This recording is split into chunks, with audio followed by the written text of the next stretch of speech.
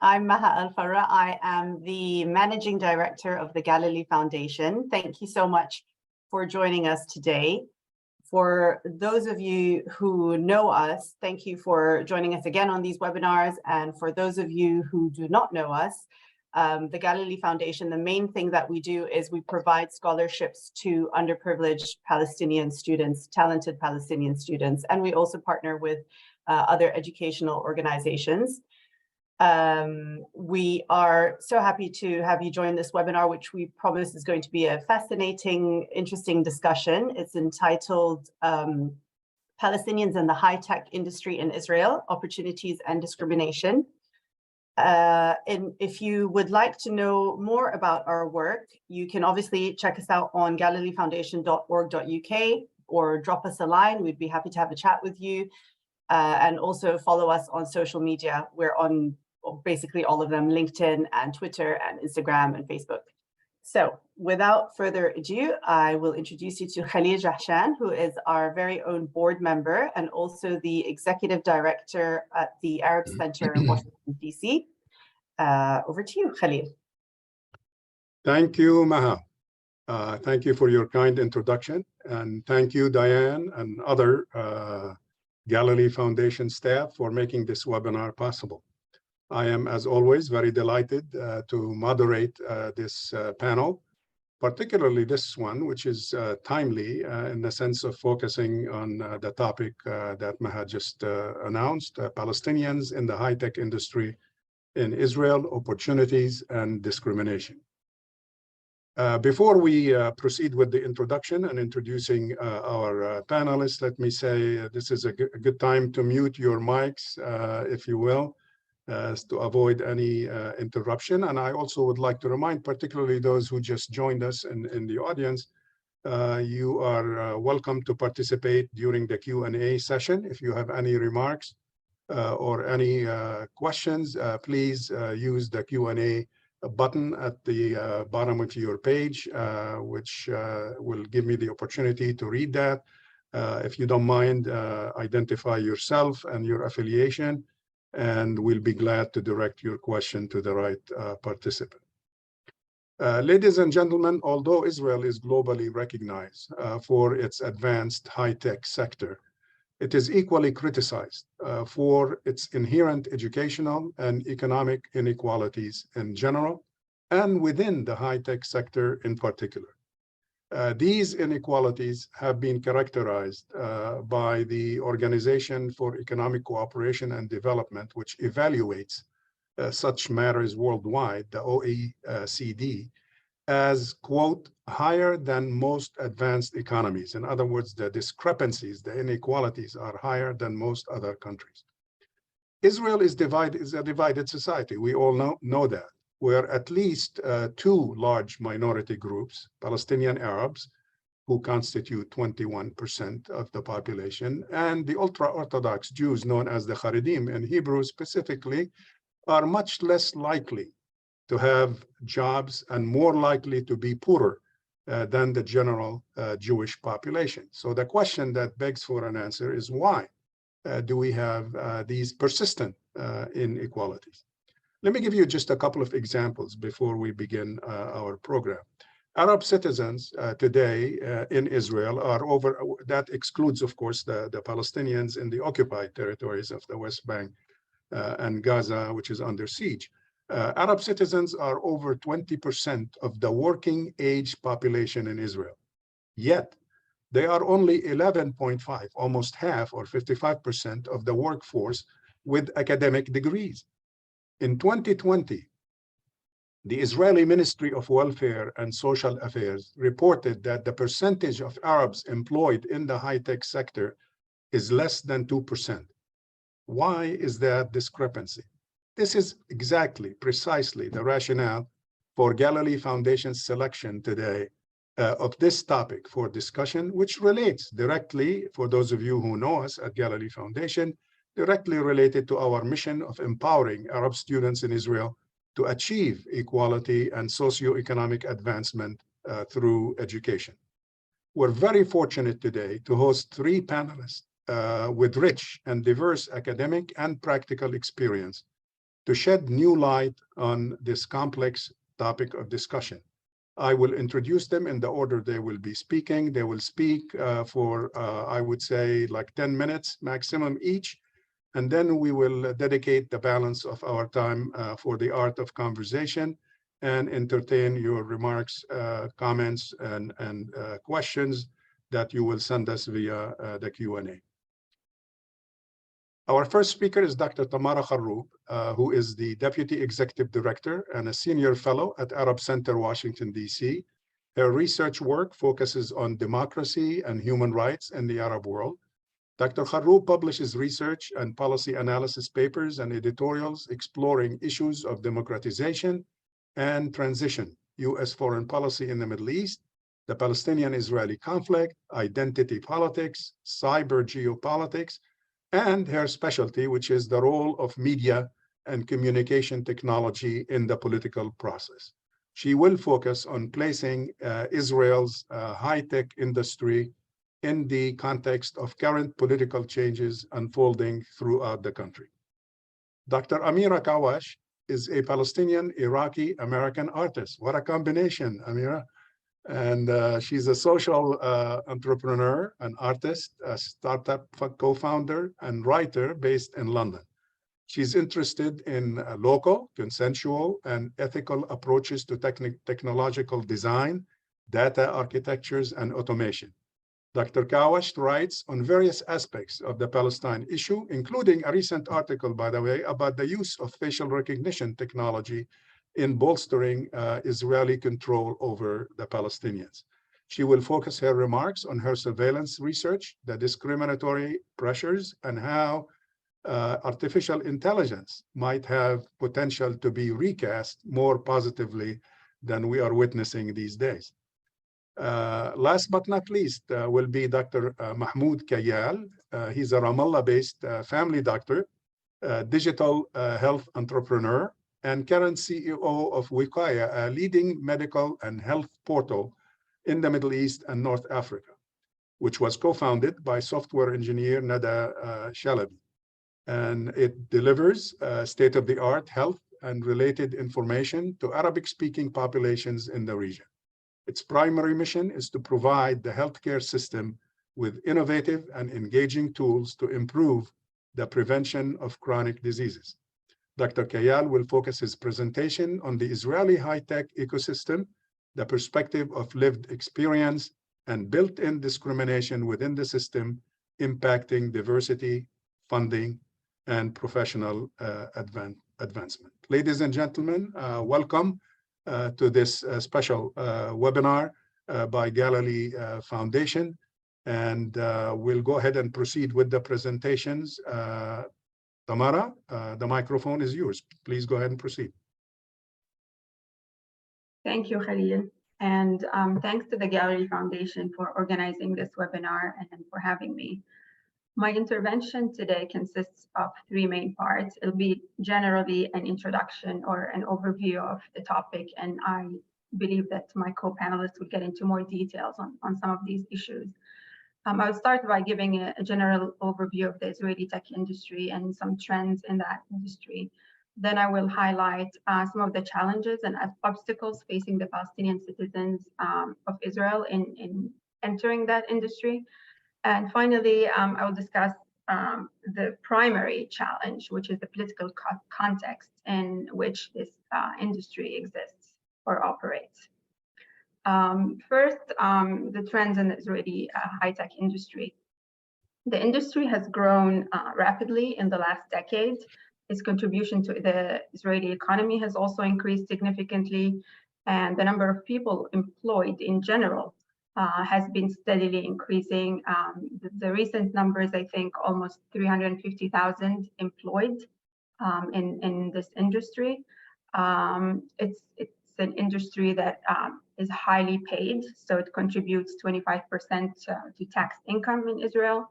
It has a global market, so its audience or economic market is global, and so it has a lot of potential in terms of job opportunities if we're talking about Palestinian graduates at Israeli universities. There's a plan to increase the number of employees to 1 million in this industry in the next 3 to 5 years. There was even a plan to train 5,000 new employees and promote specifically minorities. Those are Palestinian citizens and ultra-Orthodox that Khalil mentioned, that are underrepresented in the workforce and specifically in this field. There was even a plan to grant 500 permits to Palestinians from the West Bank to work in the industry. And all of this is telling us is that this is an industry that is growing very fast. It has a severe shortage in skilled talent, and there's a need for skilled, trained people to work in this industry. So just economically speaking, and leaving aside the political context, this is a good opportunity. It has a lot of potential for Palestinian citizens in Israel who are graduating from universities, especially in engineering and technology.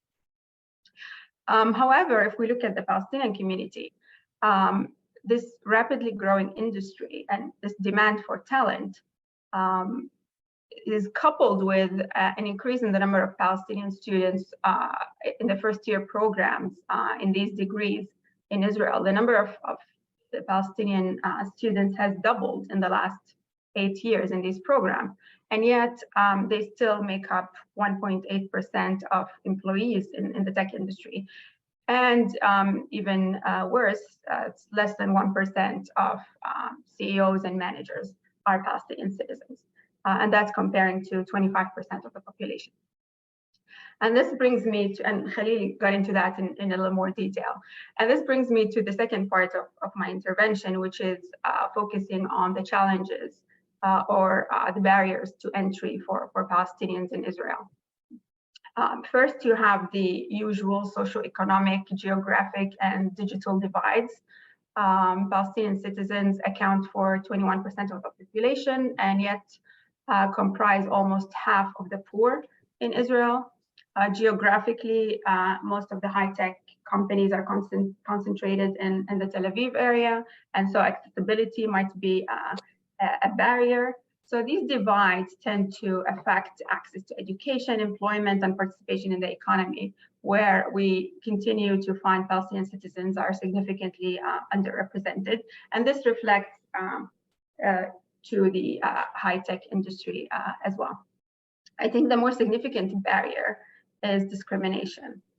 This is the biggest challenge for Palestinians in Israel, and I believe my co-panelists will get into more details about that, but this discrimination in the hiring process as well in promotions and having Palestinians in executive or leadership positions. We've seen media stories, anecdotal stories about recent graduates who have had to remove information from their resumes, like the fact that they speak Arabic or their hometown in order to get interviews in the Israeli tech industry. There are graduates who compare themselves to their Jewish Israeli classmates who got jobs very quickly after their graduation with similar qualifications and so on.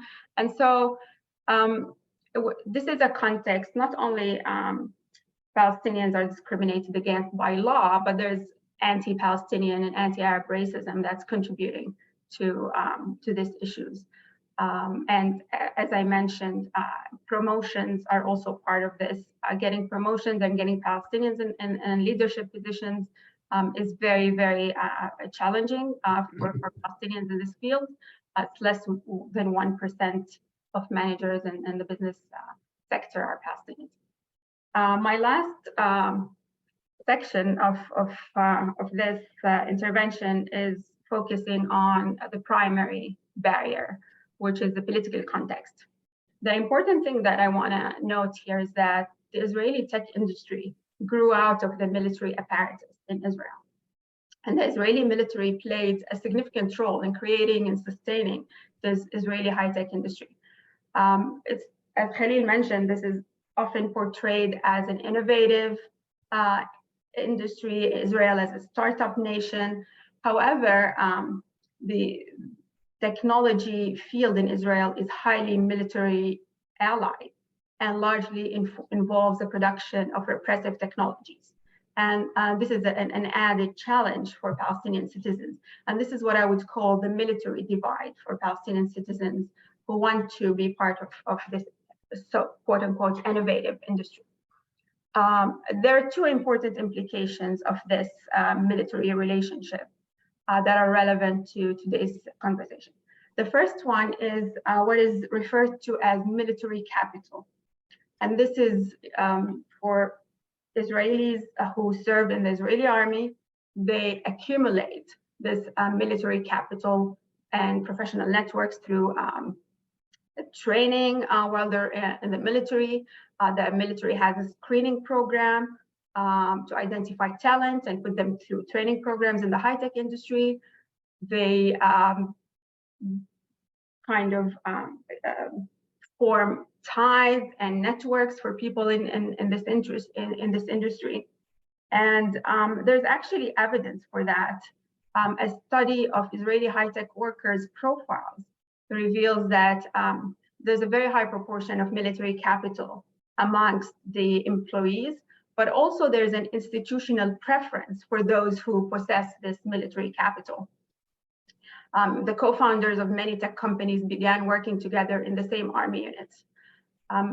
One maybe specific example of this, if we look at the Israeli spyware industry that's been very popular in the news in the last few years, the majority of founders and personnel in this industry are graduates of Unit 8200, which is an intelligence unit of the Military Intelligence Directorate. And it's notorious for its widespread surveillance of Palestinians and blackmail and extortion, and using sophisticated technologies as methods of social control of the Palestinian population. A study, I believe in 2018, found that 80% of people who founded the Israeli cybersecurity companies at that time came from the IDF intelligence units. And so that's certainly one serious, I think, challenge for Palestinians. The second issue here is the fact that this industry is very much associated with the production of repressive and offensive technologies, even those used especially against Palestinians and tested on the oppressed Palestinian population. And this is largely connected to the Israeli military infrastructure. And when I say repressive and offensive technologies, some examples, we're talking about mass surveillance like AI-empowered facial recognition. Now we've been hearing about Red Wolf and Blue Wolf and the Wolf Pack that are being used to collect, store, and monitor biometric data of Palestinians against their knowledge and against their consent. Amnesty International called this an automated biometric apartheid. We're talking about spyware that's been used or sold to dictators and repressive regimes across the world to crack down and target journalists, activists, human rights defenders, and so on. We're talking about the development of automated weapons, which constitute extrajudicial killings that Israel has been touting recently. And there's also some marketing and PR services that involve disinformation operations, political influence campaign, and intimidation tactics that are being used by repressive regimes around the world, no less against Palestinians and pro-Palestine activists. So this all constitutes a great barrier to entry for Palestinian citizens. Not only they're excluded from this intelligence and cybersecurity industry systematically because they are Palestinians, but it presents a moral dilemma for Palestinians to be part of oppressing other Palestinians. Maybe one positive note to end on here is that there are startups founded and led by Palestinians, whether Palestinian citizens of Israel or the West Bank. They can offer opportunities and they have huge potential, but it's still very slowly developing, and they face the same challenges like discrimination, funding, and the hostile political environment that I just discussed. So I would say these startups ought to be supported and encouraged. And I will end here. Thank you. Thank you, Tamara. Appreciate that. Amira, the microphone is yours. Thank you. First, thanks to Galilee Foundation for having us here, and thank you, Tamara, for your presentation. I'll be approaching this from a wider lens, looking at Palestinian digital and human rights, and then picking up some of the threads that Tamara brought up about repressive technologies and surveillance. So my research concerning Palestine has focused on discriminatory tech, particularly the erasure of Palestinian narratives and voices in everyday digital spaces like social media and now in AI-empowered tools.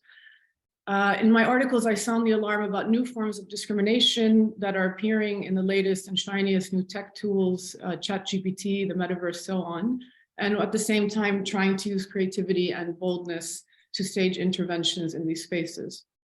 For this talk today, I want to look at what the terms opportunities and discrimination might actually describe for Palestinians in relation to high-tech industries and spaces.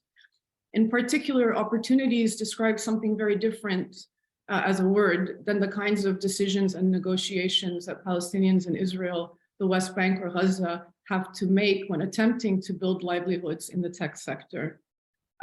For Palestinians, the tech space is one in which Israeli firms dominate. There is an intensification of technological means of oppression and discrimination of Palestinians across borders, and now globalized censorship and discrimination issues as well. So I want to start by overviewing some of the discriminatory practices that have come up in recent months with respect to AI. And Palestinian human and digital rights, because these are current, and unfortunately there's so many kinds of discrimination that we Palestinians face that we couldn't, address them all in one session. So, and then I want to say a few words about what opportunity means or might mean for Palestinians trying to build livelihoods in high-tech industries in the context of discrimination, apartheid, and the occupation. So as a first step, it is essential to first map out the layers of bias and discrimination that Palestinians face globally and locally through both low-risk systems like social media and high-risk AI systems like AI-enhanced militarism. So the mapping and remapping of these biases and threats, it takes a lot of knowledge work. And luckily, there are some great organizations like Hamla and Amnesty International, which are really calling out these risks to Palestinian human rights online and offline in digital and physical spaces. Most recently, as Tamara mentioned as well, Amnesty issued a report entitled Automated Apartheid, a follow-up to their 2022 report, which found Israel treatment of Palestinians to amount to the crime of apartheid. The new report focuses on the use of facial recognition technologies in Hebron and East Jerusalem, including an AI-powered system called Red Wolf, which plugs into the Wolfpack, which determines now if Palestinians can pass through a checkpoint by scanning their faces. The occupation is moving to become essentially what so-called more smart, more frictionless, enabled by high-tech industries. And in addition to this AI-powered surveillance, I've been reading now that they have installed an AI-powered gun in Hebron as well. Foreign Policy has a great article which describes how the lack of protections for Palestinians' digital rights and data rights under the occupation has helped turn Palestinian communities like Hebron into a surveillance and AI testing site. So the first global attempt to regulate AI technologies in the military domain was in February of this year. It was called REIMM. So the US, China, Jordan were signatories. Israel did not sign this agreement. None of this is legally binding, but it's important to note. This also gets into the ways in which AI is generally being rolled out without much regulation and without safeguards. It is essentially a black box technology that very few people understand how it works, and the general public knowledge of how it works is very low. The EU's has a regulatory framework now that proposes AI should be separated into high and low risk categories. High risk is defined as AI that interferes with human rights, freedom of movement, or the ability to generate livelihoods. And low risk AI poses less of a danger, but affects freedom of speech, censorship, and people are reporting biases now in ChatGPT, Midjourney, and other popular AI tools with respect to Palestinian history, sovereignty, and narratives. So an environment where there is very little regulation, we can see how low-risk AI normalizes high-risk AI because of the lack of data privacy and because their digital consent is violating digital consent is the norm in these systems. So in this brief overview, we can see the multiple layers of danger that low and high risk AI pose to Palestinians' fundamental human and digital rights in the occupied territories in Israel and also globally. So with all these discriminatory pressures preloaded into technological systems, it is hard to see how there could be opportunities for Palestinians to work in the high-tech sector, which has largely been used as a tool of oppression, surveillance, exclusion, and erasure. However, I think as activists or Palestinian entrepreneurs working in tech, we have to challenge and critique technological systems, but also calculate the economic or social disadvantages of not being able to participate in these systems, and that's tricky to do. There are cases for ethical and open AI. There are lots of groups working on this in medical tech and education to solve climate issues. So as a tool, even as a tool for small startups, AI tools can be indispensable. They help founders cut costs, they save time. I know Birzeit has an AI program, and I'm sure other universities do, which is in Palestine. And this is great to see. And I think basically having an in-depth knowledge of all the risks, barriers, and discrimination will help to recognize where there are so-called opportunities. And this brings me to my last point. I think that we need to redefine what the word opportunity means in relation to Palestinians in this context in Israel, the West Bank, or Gaza, who are trying to navigate a high-tech sector which has largely excluded them or has been weaponized against them.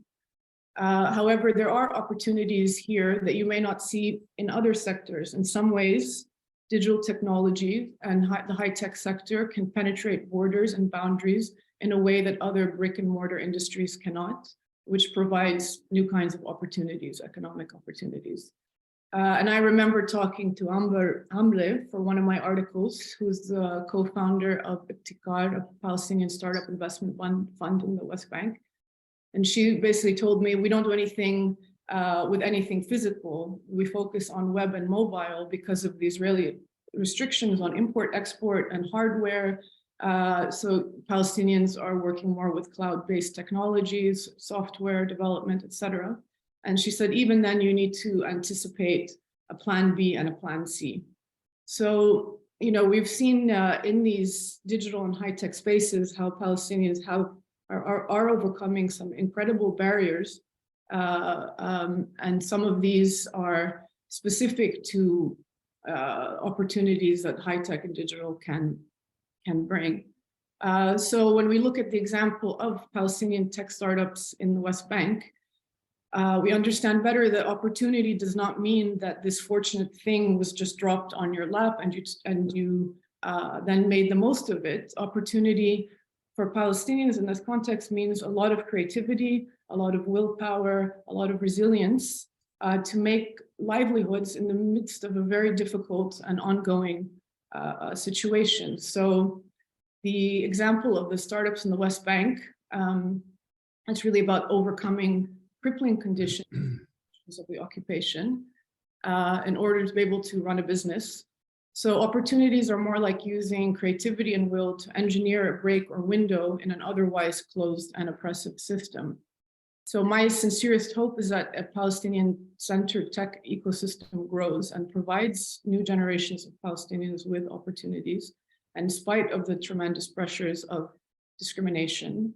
And I know Mahmoud can speak more directly to the specific challenges of this ecosystem. So I will end it there. Thank you so much. Thank you, Amira, for shedding some light on the major and very difficult challenges facing Palestinians in this high-tech industry sector in Israel. Our third participant today is Dr. Mahmoud Kayal. Mahmoud, the microphone is yours. Please go ahead. Thank you very much, everyone. Thank you very much for Galilee Foundation. And I'm happy here to speak here and about really what we go through and give a bit more light on. We like to call them, by the way, 48ers, because there are 49ers in San Francisco and there is the 48ers about us. Yeah. So I think if I wanna summarize what I'm going to say is that there's a lot of opportunity, and all of the discrimination, it's simply built in. I mean, you cannot find really some major practices that are discriminatory or rules or something that you can see here is the discrimination. It's just built in on how the general Israeli reality was built. It's mostly also a lot of accumulation of practices over decades and decades, that even though if you can find today a lot of sometimes even genuine initiatives to fix it, it's the problem is much more fundamental and requires really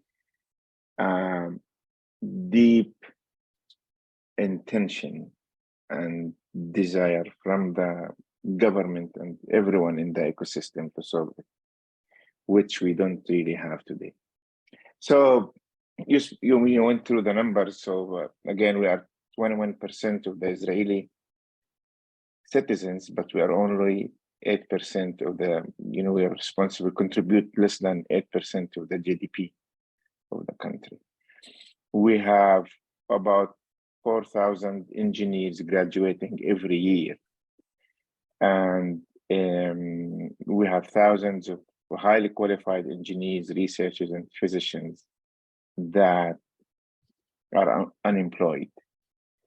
Israel looks at it from, from the economic perspective, and they talk about $17 billion annual loss because of the,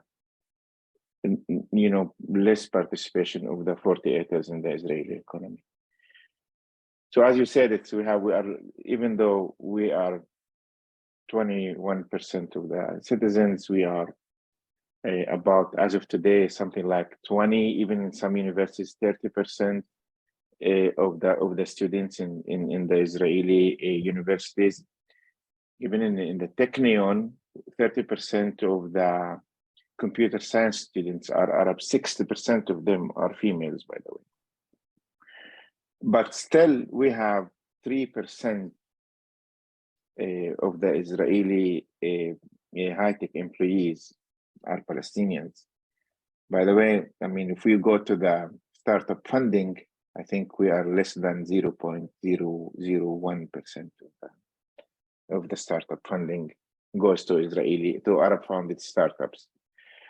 So, I mean, the problem is huge when you look at the numbers, but you need to understand how these, how we got there in order to understand really, one, the opportunity, and two, what can be done to fix this reality. When we talk about opportunities, so we need to remember a few things. One, we have access to the really top-notch tech universities and education. We have people who are working in the R&D teams of, all the global tech companies, talking about Intel, Microsoft, Apple, Google, Facebook, and everyone you can find Palestinian engineers working in these companies, because all of them have R&D centers in Israel, and all of them also Palestinians works there.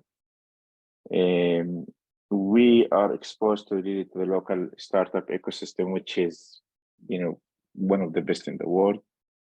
And specifically, we are highly involved in the life science ecosystem. I think more than 30% of the Arab-founded startups are in life science and medical, digital health, medical devices, and so on.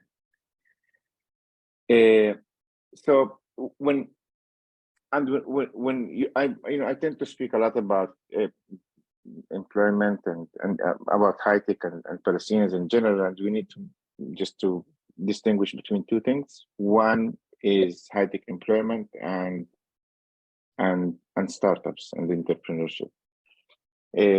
When it comes to employment, the problem I think is a little bit easier to solve, because as I said, a lot of Palestinians now go to universities. I think the numbers are going to change dramatically in the next, let's say, 5 to 10 years when it comes to numbers of people who work in the high-tech ecosystem. There is one thing, there is an Israeli government target of having 15% of the labor system in general in Israel in the high-tech industry, and there is no way they can reach that unless they have a much higher participation of the Palestinians join that, because they know that the Haredim that you mentioned, they're not going to be there. I mean, there are some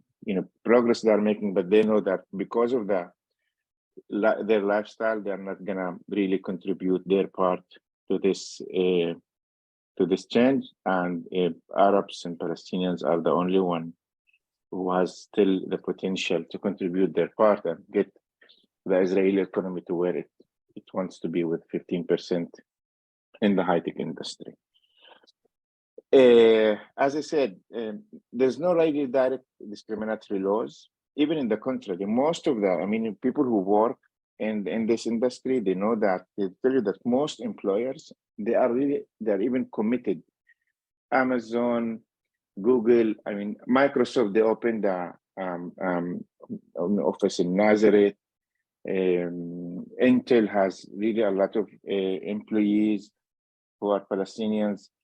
Most of the employers are, because they come from like multinational pro-diversity culture. It has nothing to do with Palestinians, Israeli thing. It's just it's the way that this industry works. I think you know it in London, you know it in the States. It's the same here. People come from the same culture. Most of the people also work in these companies, and there's clear regulations in these companies in the headquarters about diversity and so on. So it's the problem is not there. The problem is that still now, even though there are a lot of initiatives that want to promote participation of Palestinians in this ecosystem, there is no really one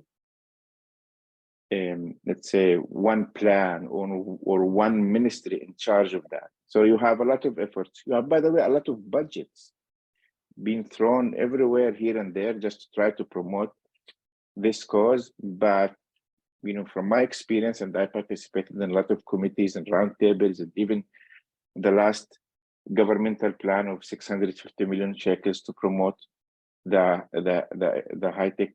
I was the only Arab who participated in making this plan. There is no really one entity or one governmental body that is in charge of implementing and getting us there. So there are a lot of budgets that are being thrown here and there.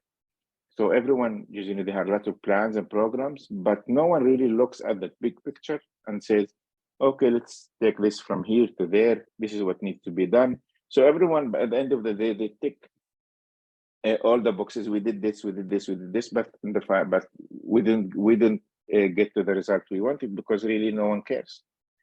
No one cares. No one really. When they say that we want Arabs to, to improve that. No one really means that. It just means that, the OECD and a lot of these initiatives, by the way, came into reality only after the OECD, only after Israel became part of the OECD, and the OECD is all the time asking for these data and what Israel has been doing. It's so no one really cares, in my opinion, if really Arabs or Palestinians will get more integrated in the ecosystem.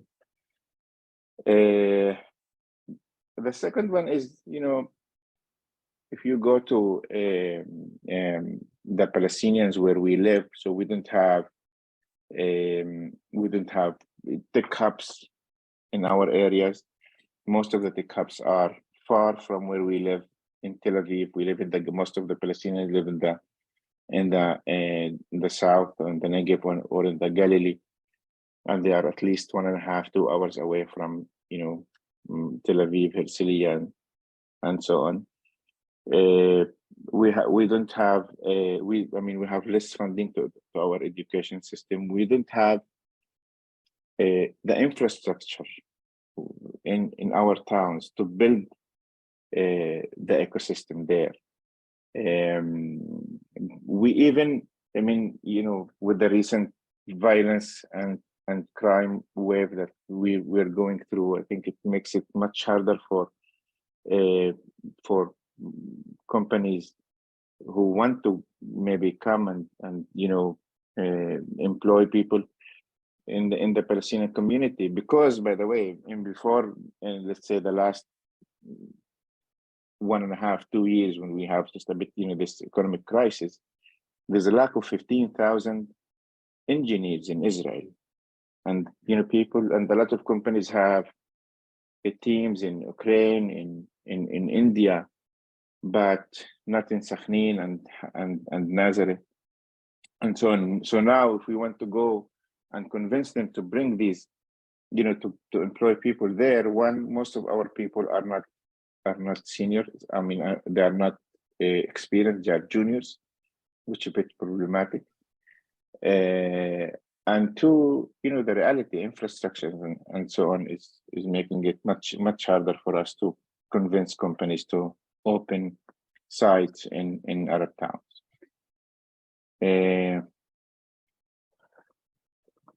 When it comes to startups and entrepreneurship, the problem is it's much deeper, because as an entrepreneur, I know that very well, that it's all about competition. When you have investors that want to invest, and they are very objective, and they want to invest, and they have certain amount of money, they want to invest in startups, so they look on the least risky startups. And when you have, on the one hand, people who came from 8 to 100, they already founded 1 or 2 startups. So one in the advisory already had his second or third exit, and they live in Tel Aviv, and they're mostly familiar with one of their relatives and so on. And on the other hand, you have Muhammad or Ara or Fadi from Nazareth and Sakhnin that are trying to do something, and this doesn't speak the same language, you don't have the same culture. And it's their first time they found this startup. So as an objective investor who is committed to his LPs, the decision is very clear. And by the way, we are competing with the best of the best in the world. It's not just that we're competing with some people who are on the same level, more or less. It's the best of the world, and all of the Israeli money is only enough for 30% of the funding of the Israeli ecosystem. So we are competing with the best of the best on resources that only enough for 30% of the demand. So I think the problem there is unless we have a governmental program that is committed only to improve or support Arab entrepreneurship, or as we did in Tawasul, which is an initiative we started with Palestinian investors based mainly in Dubai to fund Palestinian-founded startups. Unless you have something like that, which is, by the way, the same thing that Israel did in the 70s. They have this thing called Yuzma, which is the government came and say, we will help you, found your VCs, your first VCs in Israel. All of the VCs, that you see today, they were founded by this initiative, government initiative, that they put money, they encourage businessmen and organizations to invest in high tech, and this is how we ended up with a lot of VCs, successful ones sometimes, but nothing like that has been done. There was only one very unsuccessful experience. So basically, this is if we went to the way we look at it, it's like when you go, you speak to the people, everyone is welcoming, everyone wants to do something to promote Arab entrepreneurship or Arab high tech and so on. But the problem is much more fundamental, and it's not. it's a bit, the private sector can work, can help a bit, but unless there is governmental program and governmental real intention to do so, I don't think we're going to see a fundamental change in the reality. Thank you. Thank you, Mahmoud. You have given us more food for thought. Probably will take a few more hours to kind of explore rather than a few more minutes. Thank you, all three of you, for your excellent presentations. Ladies and gentlemen, you are watching Galilee Foundation webinar focusing on Palestinians in the high-tech industry in Israel, opportunities and discrimination. And if you're interested in the work of the Galilee Foundation, please visit our website, www.galileefoundation.org.uk, galileefoundation.org.uk. Let's engage, spend the balance of our time here in discussing some of the issues and the questions that you guys have raised. Let me start with the Amara mentioned in her remark that essentially the high-tech industry in Israel has, of course, as everybody knows, military origins and continues to have a lot of influence and connections with the military. So I would assume that in the initial phase of Arab student involvement in the high-tech industry in Israel, that security clearance was an issue. But that has been decades ago. Is security clearance that you can't have an Arab involved in this type of technology? Does this remain an issue in employment today? Go ahead, take a jab at it. Whoever wants to start. I'm going to address the question to all three of you. So unlock your microphones and feel free to chime in. Mahmoud, you want to take a jab at that? Well, yes and no. So basically, it's no. I mean, unless you really want to go and work in, one of the security, industry companies like Rafael, Elbit, and so on, which you can't. I mean, you can't. I mean, you can try. You can't. I remember, by the way, there's a nice because these are military or security related businesses, right? Yeah, I remember, in my early days in this industry, I was introduced to someone who turns out to be one of the CEOs of one of the biggest security manufacturing companies. They manufacture missiles and all of this stuff. And when I was introduced to him, and the guy who introduced us, he said, "This is Mahmoud, and this is X. Do you know Mahmoud? Do you know this company?" I said, "Yes, of course I know this company. I work there." And the guy was shocked. "You work there?" I said, "Yes, as a target." So basically, this is the only way. I mean, he was shocked to listen to hear that I work there, because no one works there. Basically, it's security. It's off the limit. So, but historically, I think it's more of a stereotype, because if you go 30 years ago, most of the Israeli tech companies were like Elbit, El Sete, Rafael, and that. You didn't have any Apple, Google, Microsoft. So today, these are I think responsible of less than maybe 5% of the jobs in the ecosystem. So it's not an issue. I mean, it's still an issue to work in these companies, but these companies who were, I don't know, 50 or 60% of the industry 30 years ago are less than 5% of the industry today. So it's not really an issue. Yeah, good point. Good point. Yes. Amira, you have any, or Tamara, go ahead. I just want to add one point, just to reiterate what Mahmoud said. It really depends on, the type of company. And, we've seen there's really governments trying to promote Palestinians, even Palestinians from the West Bank, giving them permits to come and work in the high-tech industry. So there's certain places where, obviously that's not an issue.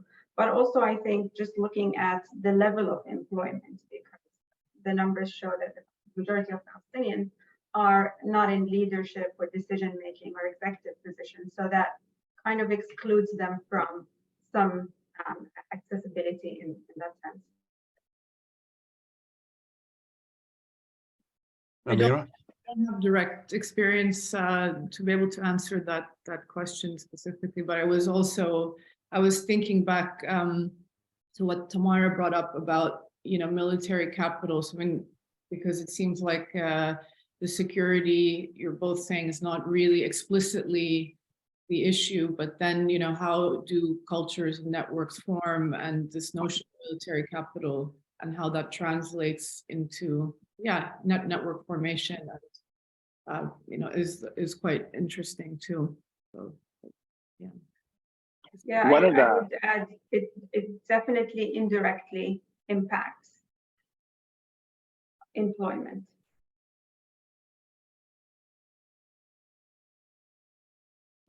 By the way, Go ahead, Mahmoud. the lack of 48ers in senior positions, whether in private commercial companies or even in governmental organizations, it also affects dramatically our startup and entrepreneurship ecosystem, because usually, I started, I founded WebTech, which is as of today the largest medical and health portal in Arabic. And when I started that company, when you start, you need some engineers here and there, some people with marketing, but then you need to scale. And when you want to scale, you cannot find anyone, almost anyone, within Israel, Palestinian within Israel, that can fill any senior position, especially when you're talking about business, in the business side, not the technical side, the business side, business development, marketing. So we had to hire all of them in Dubai. You come in, if you go to any startup today, and even startups that we invested in as Tawasof, you can find a lot of very talented engineers and tech people, but when it comes to hiring people for, like, when you're in the growth stage, basically, you don't find enough people with the relevant experience, because people just didn't occupy any senior positions in commercial companies. Mahmoud, let me ask you this. You touched on a very important issue, the issue of why are Arabs being sought? Of course, the number one answer is for their skills, otherwise they wouldn't be hired. But number two, it seems to me that in this age of normalization, where some Israeli companies are spreading their interest into the Gulf and other countries, they need, for both psychological and practical reasons, to have Arab employees, engineers or otherwise. And is this creating a political issue in this sector, and particularly among the 48 Arabs, or people are just desperate for jobs? They're ignoring the fact that they are being used in a way to normalize? Well, it's a tricky thing. Yeah. I've been working. I mean, I've been traveling to the GCC for like 10, 20 years. Mhm. And let's say if you go before 2020, very few people could do that. And I was being approached maybe every week by an Israeli company that wants to do business in Dubai and wants access. And even when it's after the normalization, I think I had maybe literally maybe hundreds of companies and people coming and want to introduce that. I'll tell you what I do. Of course, you can find you can find people desperate for jobs, and you can find Mhm. people that don't want to do anything. I'll tell you what I will do. The problem is between what we want to do as Palestinians and what a lot of Israeli companies want to do is that usually a lot of Israelis come with also a political agenda. I mean, they want to do business in the UAE, but also they want to celebrate that we are doing business with the UAE. I mean, they won't do it if they were doing business with Malta or with, Greece. But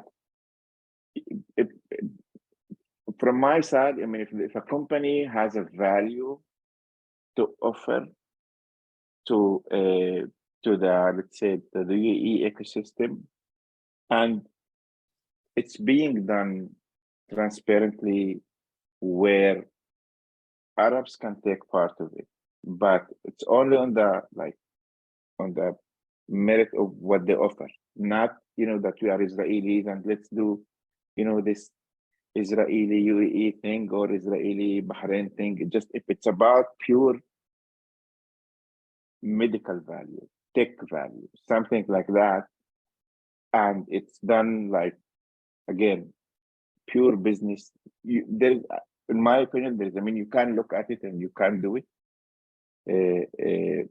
But again, this is me. But if it's the problem is that most of what see is that people want to come and they want to celebrate and they want to publicize that they are doing business with the UAE, and then they can do it, but without me. I mean, you don't want to be a tool for that, is what you're saying. Yes. Okay. It's just if a company has, I don't know, I'm more in the digital health. If a company has software that can help diabetic people in the UAE, I mean, and you do it as this, and you want the people in the UAE evaluate that based on the what value it brings. It's fine, but not all the celebration around it. Khalil, Yes, Tamara, go ahead. just quickly to comment on that, I think there might be some sort of a tendency to tech wash the Israeli occupation and apartheid by using this notion that Israel is a startup nation, innovation, and providing these sophisticated technologies around the world, and it's really whitewashing and tech washing how these technologies were developed and against whom, which is the Palestinian population. Okay, let me conclude with specific questions. I think you guys, all three of you, referred to the fact that there isn't enough local or Israeli general investment in Arab startups. And there, I think Mahmoud mentioned specifically that there is no central or centralized vehicle. There is no one address that seems to be tackling this lack of funding or promoting Arab participation. With that in mind, what if, let's be creative, imagine here, one of us out here, let's say, a Palestinian American or international entity comes in and decides to invest in that aggressively. Is that allowed? If there is an Arab fund for development of Arab technology in Palestine of 48 or under occupation. Will Israel allow that? Of course. I mean, we've already done some investment. So, yeah, both as a government and as a business? Yes, as a government and as a business. And do you think, based on what you said, the competition, if you will, or the gap between the objectives of employers in Israel and the government in Israel, it seems like they are at cross purposes. They're not in harmony all the time. And you said about the existence of a huge gap between them. And it seems to those of us who've been observing that in Israeli society for many, many years, it seems that the employers have become a lobby, sometimes in favor of Arab labor versus the government. The government is lagging behind. Okay, how would both parties react? Do you think the reaction would be the same to, let's say, the infusion of Arab capital from the outside? I think so, for different, for everyone for its own reasons. Competing reasons, yeah. Yes. By the way, I just, all what you see today, all the protests in Israel against the judiciary reform, it's all being led almost totally unfunded by tech companies, tech people. The high-tech ecosystem is just responsible for almost everything. It's at the heart of what's happening, yes. Yes, it's so, and of course you can imagine that they're mostly against the current government. So the government would like, having external money as long as it's not coming, I think, from Iran or something. Would like this to see this money, creating jobs, and I think I remember that almost every investment like this is being publicized and celebrated in the Israeli media. And the employers, I think it's just it's more business to them. It's access to more funding. Almost all of the Israeli VCs try to go and raise funds in the UAE or Bahrain. Some of them even succeeded to do so. So it's already happening. Arab money is being invested through vehicles here and there. Arab vehicles. Unfortunately, it's not. Unfortunately, almost all of them are not Arab vehicles. But I mean, it's but I mean, if it's money coming from the UAE or from any other country, right? But it's contributing to the inequalities rather than helping their fellow Palestinians in there. Sort of, yes. This is not what created the inequality, but Exactly.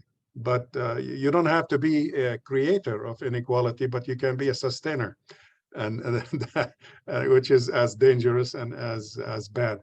Tamara, do you have a comment on this, please? Yeah, so I was just going to say that there's definitely limitations.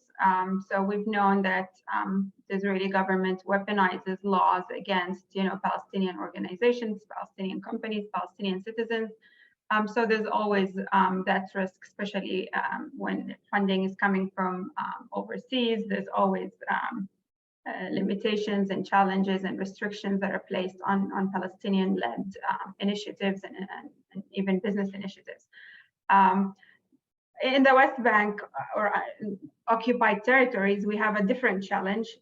We still have the challenge of the Israeli occupation, but there's another challenge, which is the Palestinian Authority places, high fees and taxes on any efforts in the West Bank specifically, that it becomes debilitating, that many initiatives and efforts fail because they cannot afford to give 30% to the Palestinian Authority. And so, there's that corruption part. But I would say that looking at the Palestinian startup ecosystem, whether it's in Israel or in the occupied territories, there's a huge potential for a tech boom. If we take into consideration the unique advantages that are present, we have a young and educated population. There's an entrepreneurship spirit. very pressing and immediate needs to be creative and find solutions to the challenges of living under occupation or discrimination. And then there's certainly access to the Israeli tech industry's knowledge that is not far away. So there's huge potential. There's certainly serious funding challenges that come with that. And I think an important maybe step is to focus on the importance of creating a supportive ecosystem for Palestinian startups. Yeah, Amira, you want to add something? Go ahead.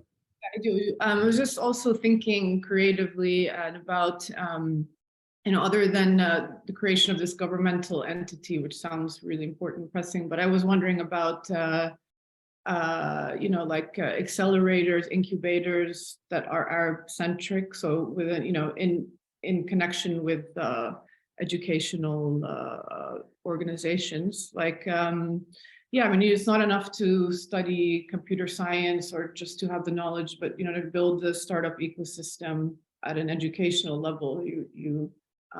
I think programs like that, accelerators, incubators, are really, really important. Maybe they exist. I don't know if they currently exist, but maybe, academic, even some academic partnerships really build a prestigious kind of incubator. It's Arab-centric.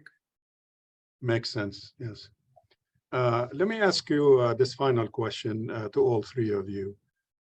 It was mentioned before that more than 4,000 engineers, for example, including probably electronic engineering, graduate every year in the 48 areas, and there is unemployment.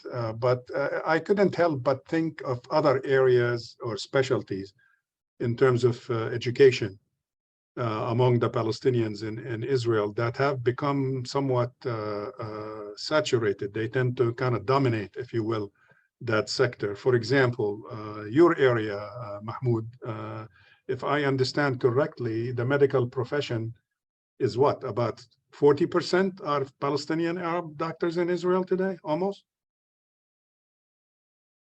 35, 50% of the pharmacists are Palestinian. Pharmacists.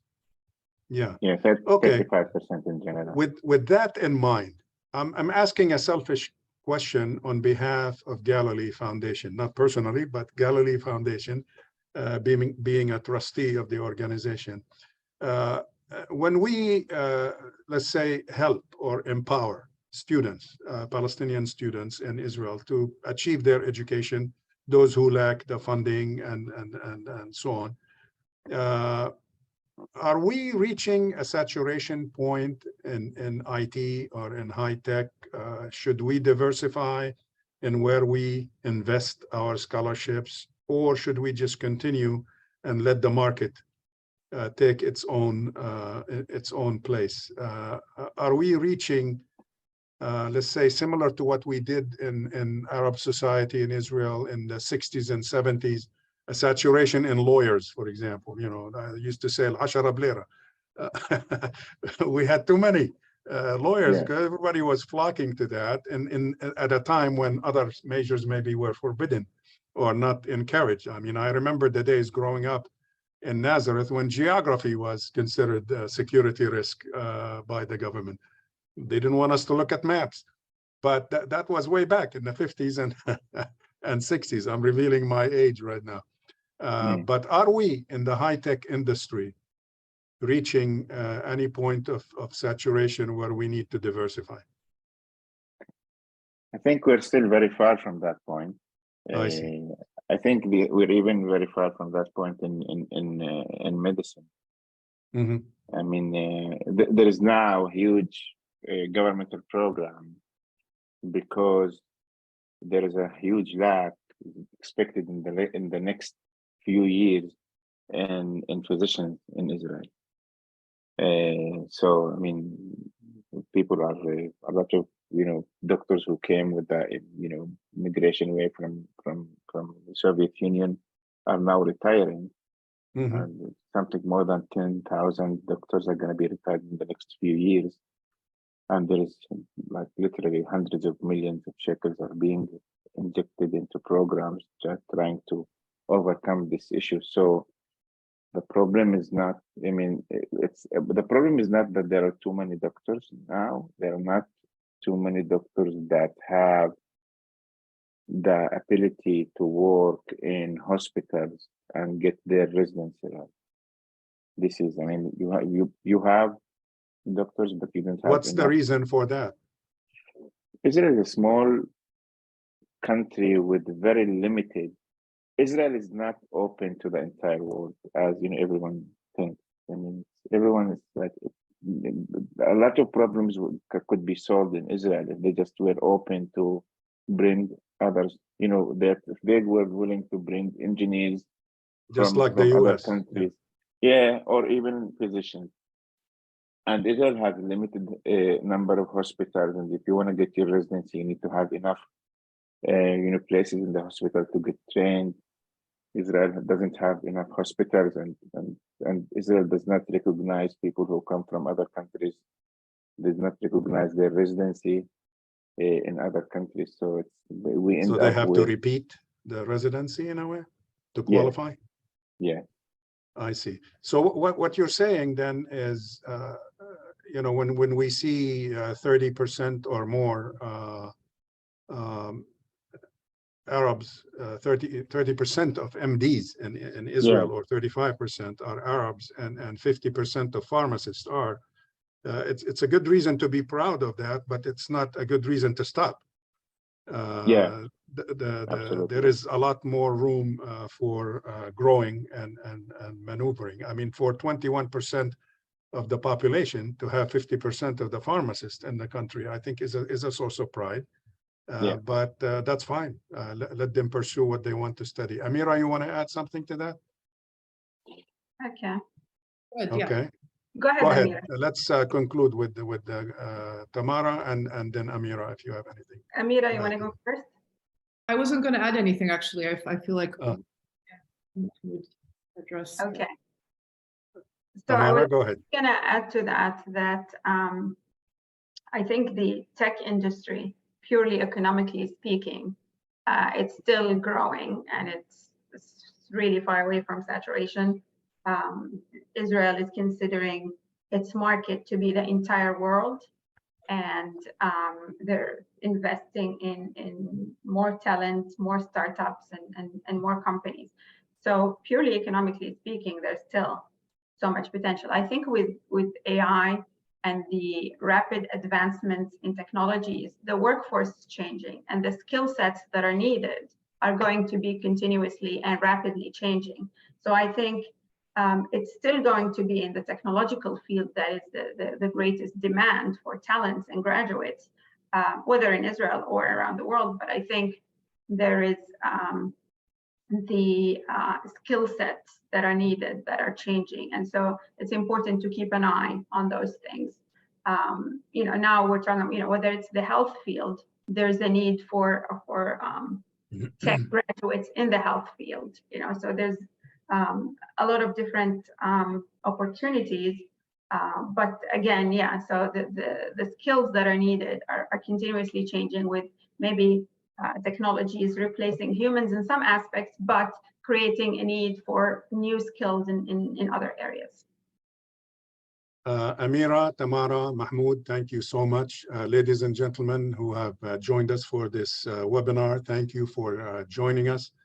Again, if you are interested in the work of the foundation, take a look at our website, www.galileefoundation.org.uk, particularly the scholarship program for those of you who are interested in empowering Palestinian students inside the 48 areas to achieve their education and overcome some of these challenges that we discussed today. Feel free to do so. We welcome your effort and your contribution. Thank you again, everyone, for an excellent program, excellent discussion. Have a good day. Thank you. Bye-bye. Thank you so much. Thank you.